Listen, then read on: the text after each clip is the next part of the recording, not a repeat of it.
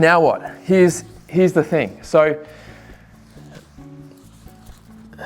if you have any future plans, if you have any thoughts of keeping your existing property, which you're currently living in, it's owner occupied, but you're in your 30s, or 20s, 30s, 40s, and you think that maybe you want to keep this property, this house, villa, unit in a bloody good part of town, and you've already paid the stamp duty, you want to, and you paid part of the loan. Maybe you want to keep it because you can afford to keep it as an investment property, right? You're going to convert it. What happens? You go and buy a home over here. This is bigger, right? Maybe you've created a family. So here's what happens. The way that the ATO determines if the interest on a loan is tax deductible is based on purpose. Let me repeat that. So the way that the ATO determine whether or not the interest on debt is tax deductible or not is based on purpose. The purpose of the funds, not based on the security or the collateral. Okay, you with me? Haven't confused you too much. So now let's think about this. So what happens if you're living in this for say 15 years, you buy this property and you initially borrowed 600 grand. But over the course of 15 years, you have aggressively repaid that loan and now it's only 100 grand. All of your money's in there, all of your savings in there. You guys you've rolled up your sleeves, you've gone, you've probably done what you should have done and you've repaid that loan. So all of your pay, all your savings has gone in there. Then, now all of a sudden, like magic, you've got 3 kids and you're like, shit, totally run out of space. We want to get to a different part of town, whatever. You want to buy this place over here, your income can support it, but you don't have a hell of a lot of savings, right? Not uncommon. So you know that you've got equity in the home, but you need a way to access it. So the only way to access it, almost speaking like a Kiwi just then, the only way to access those funds, the only way to access those funds is, or that equity rather, is you've got to create a new loan, all right? Or you could, which I guess these both one and the same thing, is you can redraw these funds. Remember how we talked about taking money out of the loan before? So you can redraw these funds, all right? Why would you want to do that? Because that's going to cover the 20% deposit and costs, deposit plus costs, right? Plus more. In fact, you always want to maintain the lowest non-tax deductible, non-income generating debt you possibly can, right? And the highest income generating tax deductible debt that you can. For obvious reasons, I've got another video that I made on saving tax. So you can redraw that money. So that loan that you've repaid down to 100,000, stick with me, you're going to draw this back up to the loan limit at that time, and that might be, for argument's sake, it might be 400 grand. Okay, so go from 100 to 400, that's $300,000. So you take out 300 grand. I see this all the time. People are like, yeah, but I'm just going to take the money out of the loan that I've already paid in there. I'm just going to redraw it. That 300 grand, I'm going to put that down to towards the deposit and cost of this one over here. Right, that could be say $1 million or thereabouts, and you need 200 for a 20% deposit plus the best part of 50 for stamps and costs.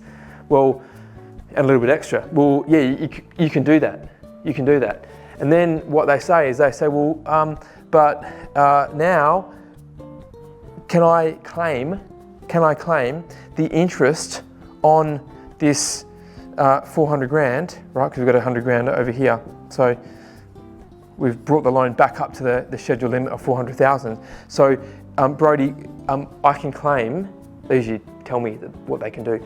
I can claim the interest on that $400,000 as an expense. And I'm like, no, you can't.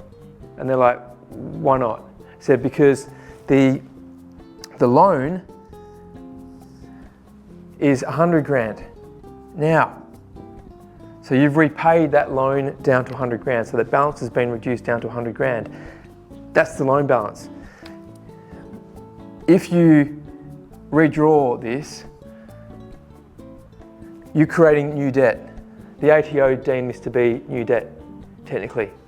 So that 100 grand back up to 400 grand, that 300 grand, remember I said the ATO determined the tax deductibility of the debt based on the purpose, not based on the security stroke collateral. So this 300 grand, is it tax deductible? So that's dumb. You've just cheated yourself out of a pretty hefty potential tax deduction. I say potential because this is not advice, I'm not an accountant.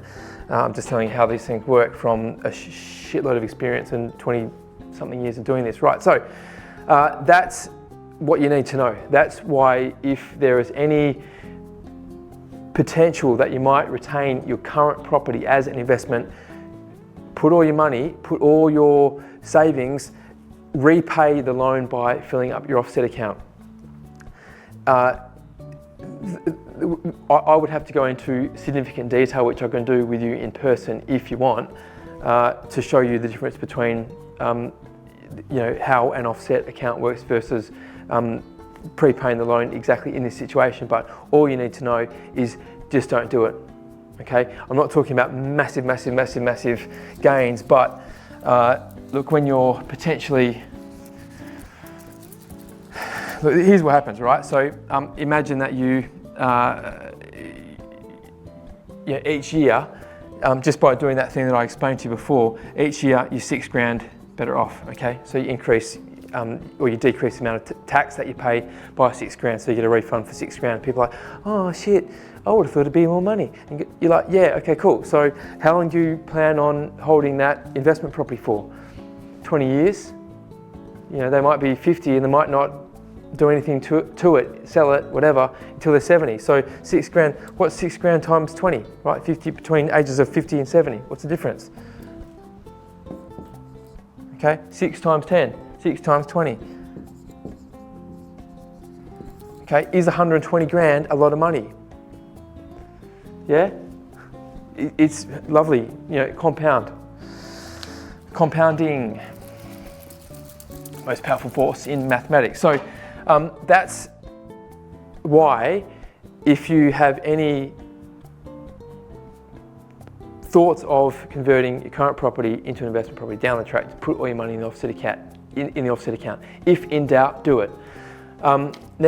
Why, or what are the disadvantages of offset? Well, look, to access your money, if you've prepaid it, it's free.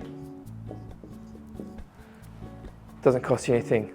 The other thing about Redraw, which I like because I'm talking about this over here, I'll cover it now.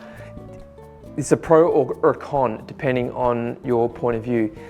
If you are not good with your money, putting money, prepaying your loan ahead of schedule, it's a pretty bloody smart strategy. And the reason why is because to use your money, you've got to, remember I showed you this before, to use prepayment, you've got to redraw it. You've got to go into your internet banking, into your app.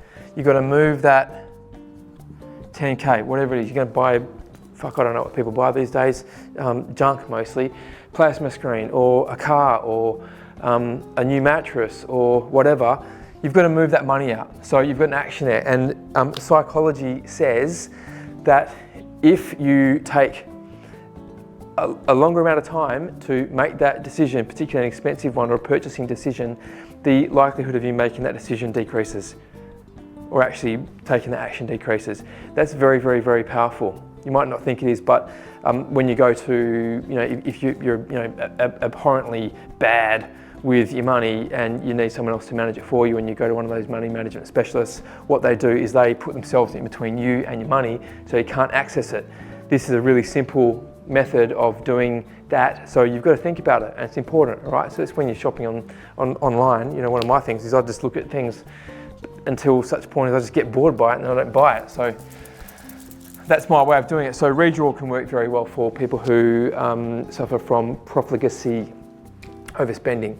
Offset account, very different. Usually there's a small fee. Some banks, they're going to charge you, the big banks are so fucking good at this, they're going to call it a package fee. They're going to give you a credit card and an offset account or 10, and they're going to charge you $3.95. You don't need to do that. If you want an offset account, there are lenders that will do it for $8. All right, some lenders will do it for free, but usually there's a fee to pay. So I'm just going to say here, there's a small fee to pay as part of doing it. You know, why, I don't know. The other thing that you should bear in mind is that some lenders, right, I'm accredited with 31 banks. It's a lot. Some lenders will penalise you by having applying a higher interest rate to the loan for an offset account.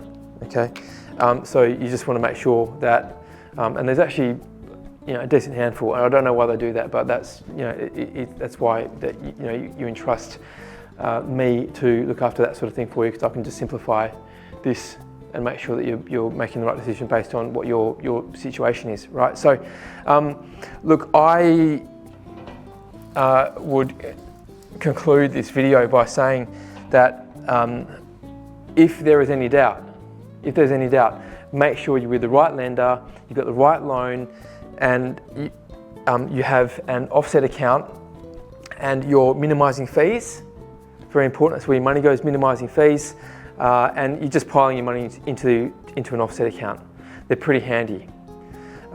If you are in a transition phase and you're generally good with your money and you want to have an offset account because you like to do the envelopes, then have an offset. But if, for example, you are in a transition phase or transitioning to retirement, you have no plans on retaining your existing property as an investment and buying another home, just keep it simple. If you're good with your money, topic for another video, put all your money in here. Yeah, this is all you pay. In the final few pages of my book, put all your money into the loan, just fucking smash it, all right? Get rid of it, that's your job. Get rid of that loan, and you can use a credit card with usually they're like 44 or 55 days interest free. You can mix and match this, topic for another video, but I'd be spending off this card. Everything goes off here. Bills, gas, electricity, water, kids' school fees, shopping, fuel, stuff, everything gets paid off there during the month. Then what happens is you have a direct debit to repay that credit card at the end of each month before you have any interest accrued on that money. So you're getting up to 30 days of free money, which is pretty cool. So thanks very much for watching. If you would like to speak to me, use the link below to book a free 10-minute intro call. BH Brown Mortgage Brokers, we are the wealth building mortgage broker. Thanks for watching.